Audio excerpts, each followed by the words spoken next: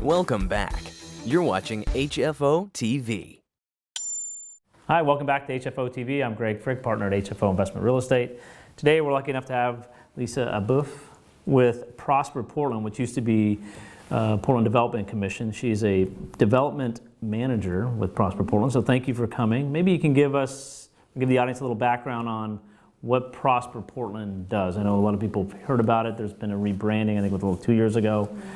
Give us kind of an idea of what the role is in Prosper Portland in terms of helping the city prosper. So thank you first for having me. Anytime. So Prosper Portland is both the redevelopment agency and the economic development agency for the city of Portland. For the most part, our economic development team does a lot of direct work with businesses, mostly small businesses who are either working in some of our commercial areas and neighborhoods, or are what we would call traded sector. So they sell a lot of their goods outside of the region and bring in resources into the economy. And then on our side of the shop, we do a lot of the public-private partnership work that happens in Portland. So we have the ability to, based on community input, either buy or sell land or make investments into real estate that the private market wouldn't make.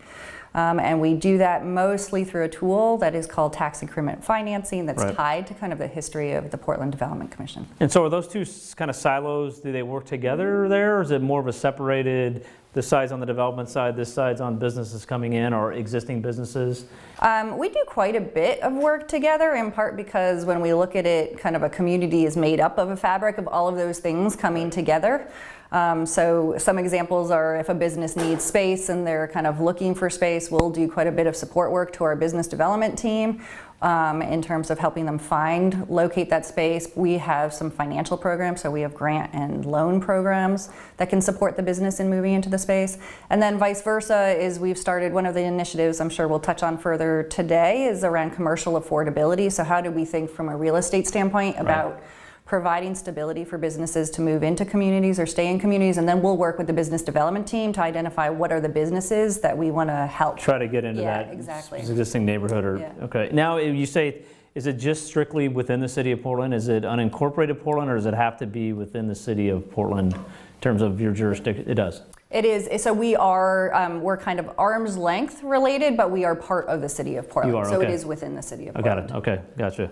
So I know one of the priorities is kind of creating vibrant neighborhoods and communities within the city, which Portland's famous for. Kind of what projects do you see or that are going to impact multifamily owners, or what kind of are you looking, and how do you identify where you want to have that done, or kind of the process of for somebody who doesn't know? Yeah, so mostly, for the most part, you'll see us active in, again, in areas where the private market's not going, and we'll do it in two different ways. So in some markets, it's that the cost of construction is potentially too high to accomplish the density goals that we have as a city, or the lease rates kind of don't result in the kind of development that the community wants to see. So for the most part, that's happening. We're investing in Gateway, we're investing in Lents. On the vice versa, we're pretty active in the central city of Portland, and on that side, really what we're doing is we're using public money to leverage the private sector to accomplish what we would call public benefits that the market wouldn't perform on its own. So things like affordability, things like how do projects get contracted for, who has access to the jobs from design through to construction. And in terms of that, how do you outline where those areas are? I mean, is this a process that the city's working with you, or is it where you kind of working with various agencies to identify, hey, Lents is a place where we want an economic redevelopment, or this is a place that's underserved for retail? How do you get involved in doing that, or how does the city kind of pinpoint those locations? Yeah, so usually we're following what we would call the long-range plans of the city. So the city, together with Metro, express that we want to grow in these particular areas, and then our resources are a tool to help the public sector either drive that or guide that. Okay.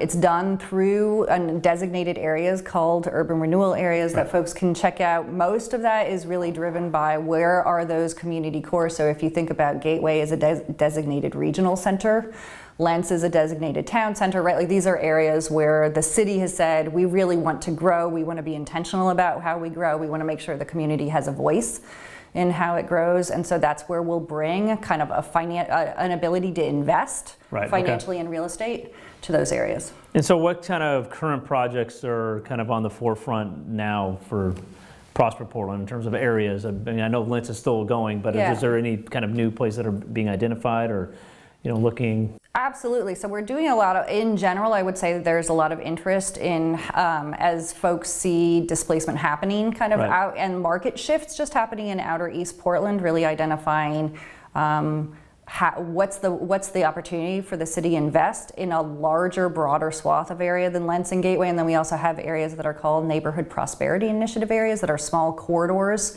in the outer east side. So I would say East Portland is certainly an area we're looking at investing. There's a lot of conversation at a regional level around kind of TriMet and Metro's current activities in the Southwest Corridor, so kind of along Barber Boulevard. So also looking at where are they looking at placing kind of infrastructure investments where we can stabilize businesses, stabilize kind of residential and real estate markets to support the community, and then where are there opportunities for growth, right? Ultimately, we have 100 folks moving to Portland every day who are looking for homes. Or we're going to house them. Yeah, exactly. Yes. So interesting. So you look at East County or East Portland in terms of, is it more trying to get businesses there? Is it looking at housing that's already there? Or is it, because I know there's been some with density. I mean, I think that's something in Portland we could discuss too is, how do we get this affordability component with density in keeping the urban growth without, doing massive expansion, which, the urban growth boundary. How does Prosper Portland look at trying to balance all that when you're saying, hey, the goal of the city is to house people that are coming in and keep affordability, but we also have to deal with the neighborhoods, not wanting density? Or, I mean, how do you kind of navigate that? Carefully, yes. So Lents Town Center is a great example, actually, of what you're talking about. So if you look at, there were one still under construction, but we had 4 projects that happened in Lents Town Center. It actually followed what we call an action plan. So we work with the community. We say, this is how much we have in resources. How would you like to spend it? They tend to kind of put it into categories of investment. So we want to support businesses. We want to support kind of higher density housing.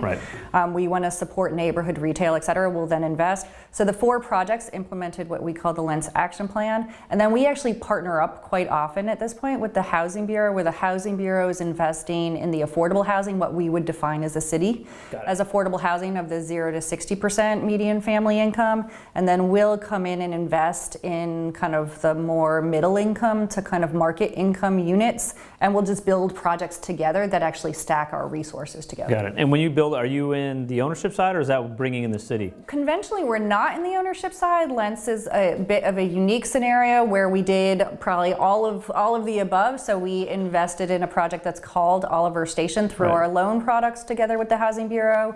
But then there is a project that we built and are holding called Lents Commons. Okay, so we are which is unique. That's usually not the history. And what was the reasoning behind that, just out of the... Yeah, I think it was, we stepped in where the private market, again, it's kind of a market that's transitioning, and we wanted to make sure that we would stabilize it through affordability, both of the commercial, on the commercial side as well as the residential side. And so we stepped in where the kind of the market was not electing to step in. And is that something that eventually that goes back to the city of Portland or back to a like a nonprofit, or what's the... I mean, is the goal I think we would see it as a capital resource that at the point that either it's kind of can stabilize within the community and the private market is interested in it, or if we hear from the Housing Bureau that it's something that kind of they would want to preserve the units over the long run, and so they want to buy the asset in the way that they are partnering with the private market to do it out there, kind of out in East Portland. I think we would be open to either. You would, okay. Yeah. And then in terms of, is it... I mean, history's always seemed like it was more geared towards kind of taking land. Like there's the ODOT spot down on Southwest Water or Southeast Water. Is that kind of still the plan, or as we're getting more dense in this area, is it now we're looking at existing adaptive reuses or things like that? Kind of what's the take for Prosper Portland on that? For the most part in the central city, I would say that we use our role as a public entity to enter into contract for land that would be difficult for the private sector to enter into. So for example, we were able to negotiate with the Oregon Department of Transportation that owns that property in a distinct way because we're a public entity than the market could. Similarly, on what we call Broadway Corridor, which includes the previous post office site, we were able to enter into contract for the land in a way that the private sector couldn't, and kind of put that land in play for development in a way that's unique. And let's talk about the post office.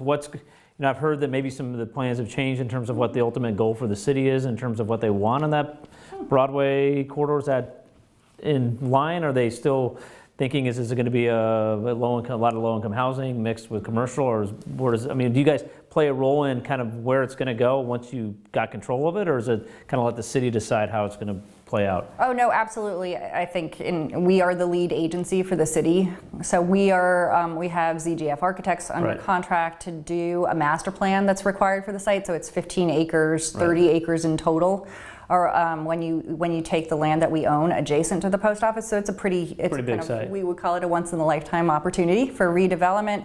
So the Pearl District is 40 acres, I think. Yeah, so it's a huge site. And it includes Union Station, so we also own and operate kind of Union Station together with Amtrak. Our goals have been actually pretty consistent. Yeah, okay. So density clearly is important. It's an area that can house many of the units and many of the jobs that were anticipated for downtown.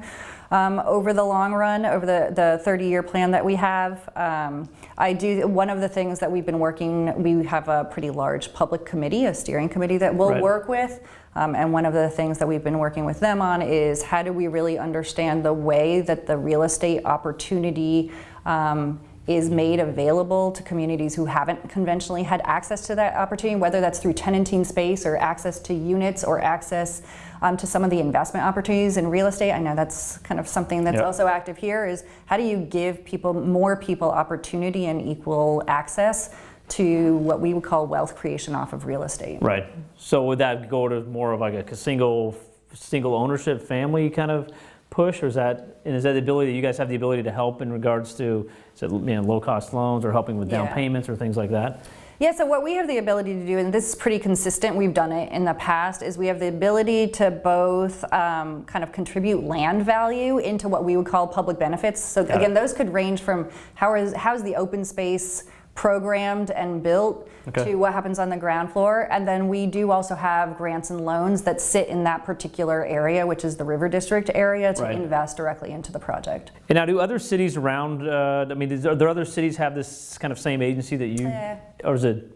They do. Yeah. So Oregon, it was actually introduced by the feds back in the 50s and 60s for a completely different kind of intent, which was part of the reason why we did do kind of a rebrand and a rename, as it came with also a lot of history around displacement. And so as we shifted, as the city of Portland's needs shifted and we shifted, it was one of our we intentionally renamed ourselves. But so every city of a certain size in Oregon has a redevelopment agency that is active. It's unique to Oregon though, because each state unto itself elected whether or not they wanted to put that tool in place. So like Washington doesn't have it, California had it previously, and actually it concluded under Governor Brown, so it really depends on the state. No, okay. And then on the changing of the branding, is the focus, how's the focus changed in the last couple of years from where PDC, now it's Prosper Portland, in terms of is it because the market stabilized, or we're looking at different kind of housing needs? I'm saying housing because that's kind of what we deal with, but just kind of what's the thought on that?